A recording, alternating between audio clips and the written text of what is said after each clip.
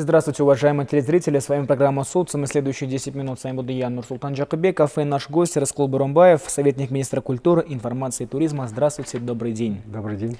Начнем с самого, мне кажется, исчерпывающего такого вопроса, который, мне кажется, является основным. Какую работу на сегодня выполняет Министерство культуры, информации и туризма для подготовки к третьим Всемирным играм кочевников? Для министерства Даже не знаете, с чего начать, большую чашу работу поручил оргкомитет. По поручению оргкомитета, значит, создана рабочая группа приказом министра. Буквально месяц назад уже оргкомитет под председательством премьер-министра определили главного режиссера. До этого не решался вопрос. До этого было поручено только Карчин. Театрализованные представления, вот это все, четырехдневное мероприятие было поручено. Но в последний момент уже поручено премьер-министром и открытие-закрытие. Как таковая, это культурная программа, открытие там артисты, то и прочее. Поэтому большая работа предстоит перед Министерством культуры, огромная работа. Вплоть до оформления Карчина. Раньше строительные компании занимались, а на сегодняшний день поручено Министерству культуры. И это отличие от первого, второго мероприятия, которое проводилось на Карчине. Этот раз, это каждый раз надо менять свое оформление, естественно. Но кроме Карчина, Джайло, пастбища, все будет меняться по-другому в этот раз. Это тоже. То есть каждый раз все изменится. Каждый раз растут затраты. Если первые игры для Карчина, там всего 600-700 тысяч сомов давали, всего, ради только постановочную группу. А этот раз, позапрошлый год, 16-й год, уже 17 миллионов 700. Да. То есть это уже огромная разница. А уже мы третий игры кочевников для Министерства культуры было выделено 50 миллионов. Уже, понимаете, каждым разом растет. Почему? Это мы не можем же показать одно и то же на том же оформлении. Каждый раз должно меняться. И полностью оттуда.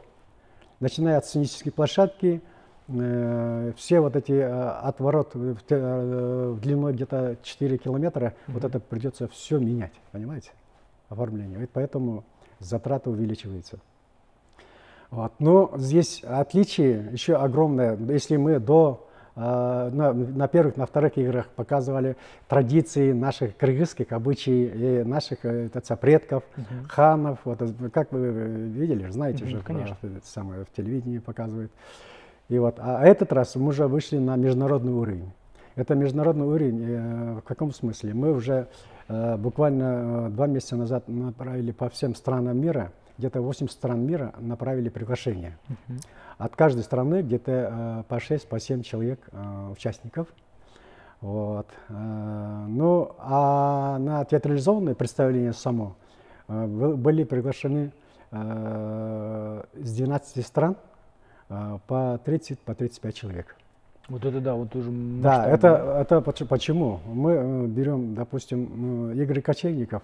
Это не только для среднеазийских стран.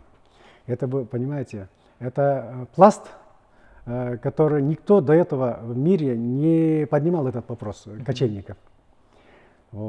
То есть поднять вопрос на глобальном уровне. Да, на глобальном масштабе мы возбудили интерес к этому. Да, интерес к этому. Считайте уже, основная масса стран мира – это кочевники. Это кочевники, самым натуральным образом. И у них очень интерес появился. Почему? Это Кыргызстан поднял этот вопрос, и они готовы в этом году приехать сюда, посмотреть и даже принять участие в нашем мероприятии. И даже ученые в этом году даже делятся мы на 3. Мы открытие-закрытие, Карчин и плюс научная часть.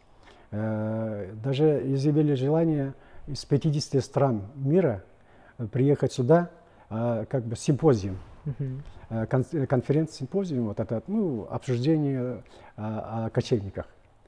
Это тоже огромный резонанс. Я думаю, здесь будет, как говорится, такая работа. Этим занимается Академия наук и Министерство образования. Вот. Ну, наши еще плюс, если первые и вторые игры в основном удар делали на спортивную часть мероприятия. Да? Первые это были спортивные. Да. И вторые тоже уже смешанные. Тоже да, спортивные и культурные мероприятия. Вот это третьи игры кочевников. Мы больше уклон делаем на культуру. Вот, мы приглашение же, я говорил, где-то около 80 стран мира направили. Здесь мы по 3 направлениям сделали этнохит, этнотанцы, этномода. Это международный фестиваль вселенной кочевников, понимаете? Мы хотим пригласить сюда самых знаменитых, допустим, танцоров мира, которые которые выступают в этом стиле, да. Вот эти модельные агентства, которые именно по этно-части работающие. Вот. И этнотанцы. Это танцы народов мира, у каждого есть свои традиции, свои танцы. Вот. Я думаю, будет очень интересно будет для зрителей. И кроме этого, вот, на театрализованное представление, я как говорил уже, 12 стран приглашаем. Это арабы, монголы, венгры, Китай, Турция.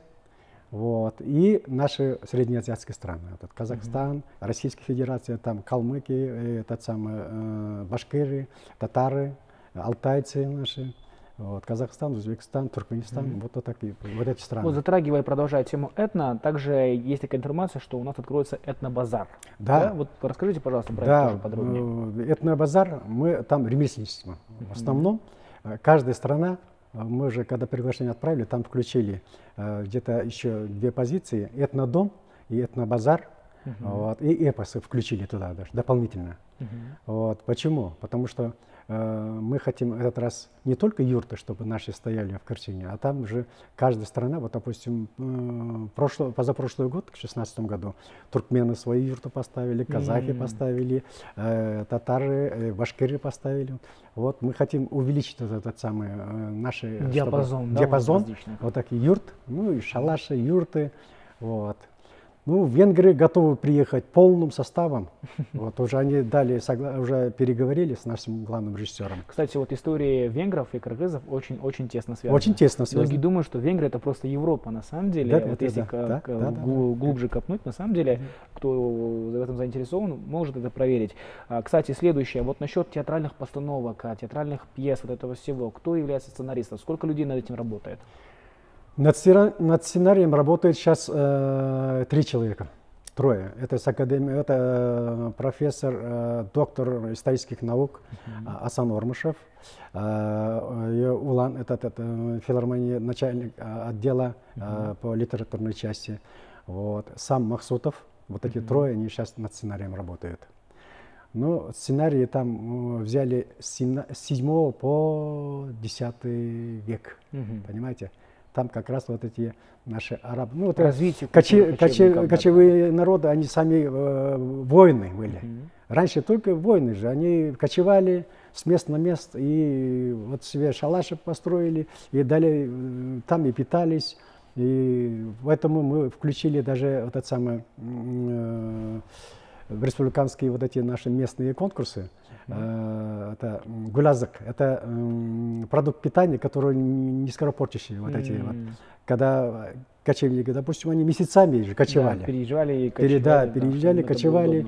И вот и мы дали задание для наших областных структур, чтобы вот это включить вот сам состав жанра, вот это тоже наш замечательно. Гулязок, да. Ну что ж, на самом деле, вот я как до этого сказал, я вам одновременно и завидую, и не завидую. Потому что не завидую из-за того, что слишком много работы, а почему завидую? Потому что ваше дело, ваша работа останется в истории в целом культуры и, конечно же, вот этой цивилизации игры кочевника. Большое спасибо вам. Напоминаю нашим телезрителям, что у нас в гостях был Раскол Бурумбаев, советник министра культуры, информации и туризма. Большое спасибо и обязательно пожелаю вам удачи. Оставайтесь на канале Ало-То 24.